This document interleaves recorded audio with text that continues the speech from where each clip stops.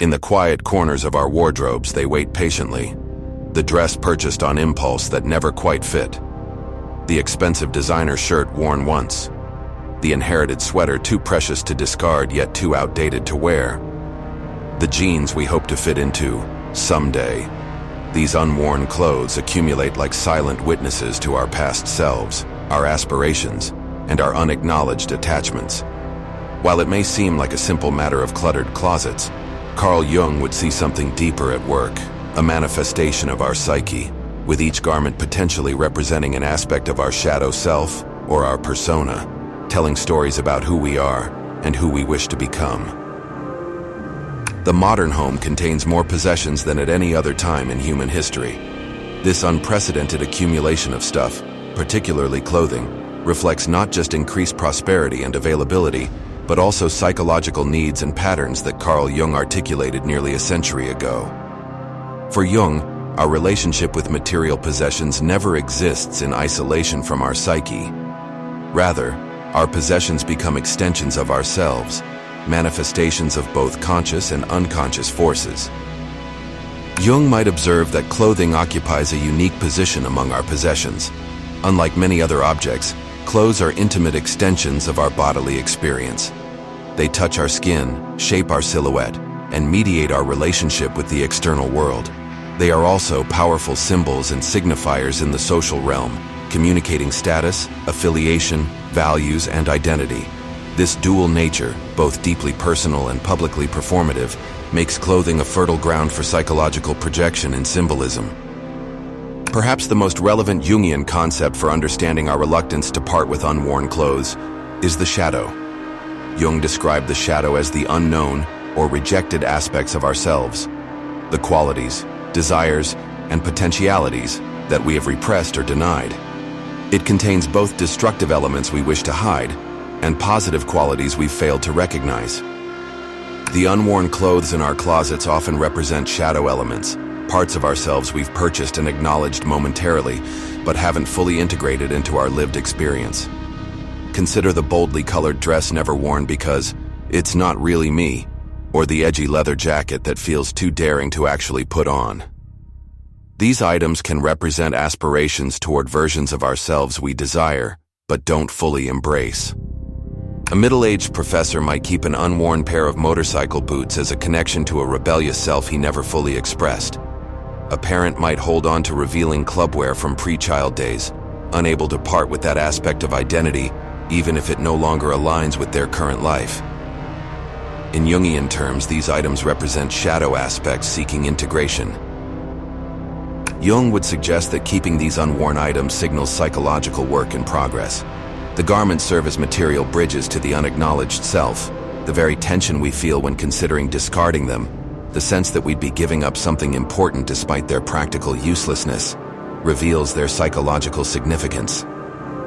Just as compelling as the shadow in understanding our clothing attachments is Jung's concept of the persona. The persona for Jung is the social mask we wear, the face we present to others. It represents our adaptation to social expectations and our conscious self-presentation. Many unworn clothes in our closets represent personas we've contemplated but never fully adopted. The professional suits purchased for a career direction abandoned. The hippie chic wardrobe acquired during a brief identity exploration. The ultra-feminine dresses bought during a phase of gender performance. These are all material manifestations of potential personas. Significantly, we often feel unable to discard these unworn items because they represent possible selves that remain psychologically active, even if socially unrealized. Each represents a path not taken, an identity not fully embodied, but one that continues to exert a pull on our sense of possibility. Jung might see our reluctance to discard these never-worn items as a healthy psychological hedging, a way of keeping potential adaptations available should circumstances change. The business attire kept by the artist just in case represents a maintained connection to a more conventional persona that might someday be needed. The flashy party clothes kept by someone who rarely socializes maintains the possibility of a more extroverted self. Beyond the personal shadow and persona, Jung's concept of the collective unconscious helps explain our attachment to certain categories of unworn clothing. Jung described the collective unconscious as the part of the unconscious mind shared by all humans, containing archetypal patterns and images that transcend individual experience. Certain garments connect powerfully to archetypes. The wedding dress to the bride fertility archetype, the suit to the professional authority archetype, the little black dress to the eternal feminine. When we acquire such archetypal garments, we're connecting not just to personal meaning but to collective human patterns. This gives them heightened psychological significance that makes them particularly difficult to discard. A woman who keeps her wedding dress despite knowing she'll never wear it again isn't just preserving a personal memory, but maintaining a connection to an archetypal feminine experience. A man who keeps a tuxedo worn once is preserving access to the archetypal distinguished gentleman. These garments transcend mere functionality. They are material connections to archetypal roles and experiences.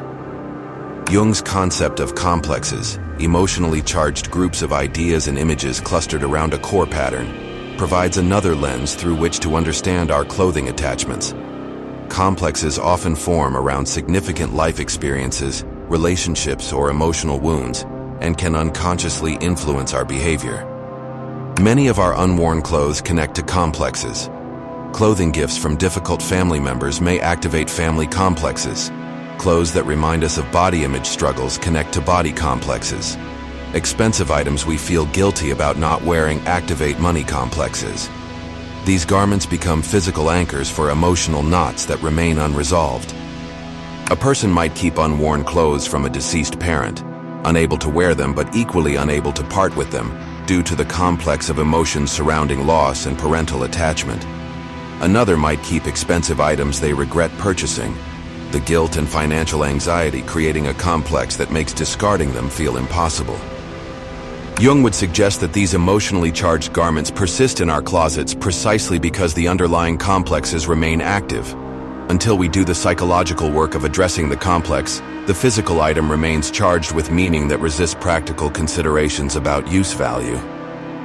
One of Jung's most important contributions was his concept of individuation, the lifelong process of psychological integration through which a person becomes their most authentic self. Individuation involves recognizing and integrating shadow elements, developing a flexible rather than rigid persona, and moving toward wholeness. Our wardrobes, including the unworn items, can be seen as material records of this individuation journey. The clothes we've accumulated but don't wear represent stations along our path, identities tried on, aspects explored but not fully integrated, potentials recognized but not developed. The fact that we keep these unworn clothes, often consciously knowing we'll never wear them, suggests we intuitively understand their role in our psychological development. They serve as physical reminders of our ongoing process of becoming. Discarding them prematurely might feel like cutting off aspects of ourselves still in formation. A person might keep clothing from a former career, education, relationship, or life phase, not from mere sentimentality, but from an unconscious recognition that those experiences remain active in their individuation process. The garments serve as bridges across time, connecting current self to former selves in an unbroken chain of development. Jung was deeply interested in the relationship between past, present, and future in the psyche. He saw the unconscious as containing not just repressed past material, but also potential future developments. Our relationship with clothing often reflects this temporal complexity. Unworn clothes in our closets typically fall into three temporal categories: past attachments we can't release, present aspirations we haven't fulfilled, and future possibilities we're preserving. The vintage pieces inherited from relatives that we keep but never wear connect us to our past and ancestry. Jung would see this as maintaining connection to our personal and collective history, an important psychic function, even if the items serve no practical purpose. The aspirational clothing we've purchased but don't wear, whether due to fit, occasion, or courage, represents our ideal present self, the person we wish to be now, but haven't fully become. These items embody the tension between our actual and ideal selves. Finally, the someday clothes, items kept for future scenarios we imagine, connect us to potential futures and preserved possibilities.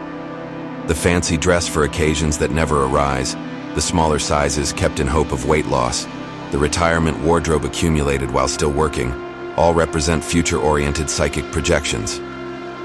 In Jungian terms, keeping clothes across these temporal dimensions reflects the psyche's need to maintain continuity between past, present, and future selves. Discarding them would mean severing connections to parts of our temporal identity. Beyond Jung's specific concepts, his broader understanding of symbolism helps explain our attachment to unworn clothes. Jung saw symbols as the best possible expression of something essentially unknown, bridges between conscious understanding and unconscious content. Clothes often function as powerful personal symbols. They may symbolize relationships, achievements, life phases, or aspirations in ways that transcend their material form. When we contemplate discarding unworn clothes, we often feel we're discarding what they symbolize, not just the garments themselves. A woman might keep an unworn dress from a special date with her spouse, the garment symbolizing the relationship's early days. A man might keep his first professional suit, unworn for decades, but symbolizing his entry into adulthood. A parent might preserve a special outfit bought for a child who outgrew it before wearing it, the garment symbolizing a phase of parenting. Jung would understand that our reluctance to part with these symbols comes from a fear of losing connection to what they represent. Until we find other ways to honor these connections, the unworn clothes remain psychologically necessary, despite their practical redundancy. While Jung developed his theories in a very different consumer environment, his insights into human psychology remain remarkably relevant in today's fast fashion world. In fact, the acceleration of clothing production and acquisition has only intensified the psychological patterns Jung identified. Social media and online shopping have amplified both shadow projection and persona construction through clothing. The ease of acquiring new garments has made it simpler to purchase aspirational items connected to shadow elements or potential personas, while the pressure of social media presentation has heightened the importance of clothing as identity markers. Jung might observe that our overstuffed modern wardrobes reflect a psyche struggling to keep up with an unprecedented pace of identity exploration and presentation. The physical accumulation of unworn clothing represents an externalization of internal psychological processes occurring faster than they can be integrated. Given Jung's understanding of our deep psychological relationship with possessions, how might he approach the practical question of dealing with accumulating unworn clothes? Unlike minimalist approaches that focus primarily on utility, a Jungian approach would honor the psychological significance of these items while still fostering movement toward greater consciousness and integration. Jung would likely advocate for a thoughtful process of engagement with unworn clothes, rather than hasty disposal or indefinite retention. He might suggest physically handling each item, exploring the associations and emotions it evokes, and consciously identifying what aspect of self it represents. For clothes connected to the shadow, Jung might recommend asking, what quality or potential does this represent that I haven't fully expressed? How might I integrate this element in ways beyond wearing this specific garment? For items tied to the persona, the question becomes, what identity or social role does this represent? Is this still a potential I want to preserve, or can I acknowledge this as a path not taken? For clothes with archetypal significance, Jung might suggest ritual or symbolic approaches, perhaps keeping one representative item, like a wedding dress, while finding ways to honor the archetypal connection without preserving every related garment. For items entangled with complexes, the focus would be on addressing the underlying emotional pattern. What unresolved feelings or relationships does this garment represent? What would help me process these emotions beyond keeping the physical item? Carl Jung's perspective offers a compassionate and insightful framework for understanding our curious relationship with unworn clothing. Rather than seeing clothes accumulation as mere consumerism or sentimentality, Jung would recognize it as a materialization of important psychological processes, a physical manifestation of our ongoing journey toward wholeness. Our unworn clothes are not just fabric and thread, but tangible connections to our multifaceted selves. The selves we've been, the selves we aspire to be, and the selves we fear we'll never become. They embody our desires, regrets, hopes, and attachments in a uniquely intimate way. Next time you open your closet and confront those unworn items that somehow resist disposal despite their practical uselessness, consider what Jung might see. Not clutter to be minimized, but psychic material seeking integration. Each garment represents an aspect of your ongoing dialogue between conscious and unconscious, between past and future, between individual identity and collective patterns. The solution may not be simply to discard or keep these items, but to engage with them consciously, to recognize what they represent, honor their psychological function, and consider how to integrate their meaning, while perhaps letting go of their physical form. In doing so, the crowded closet becomes not just a storage challenge, but an opportunity for greater self-understanding and psychological growth.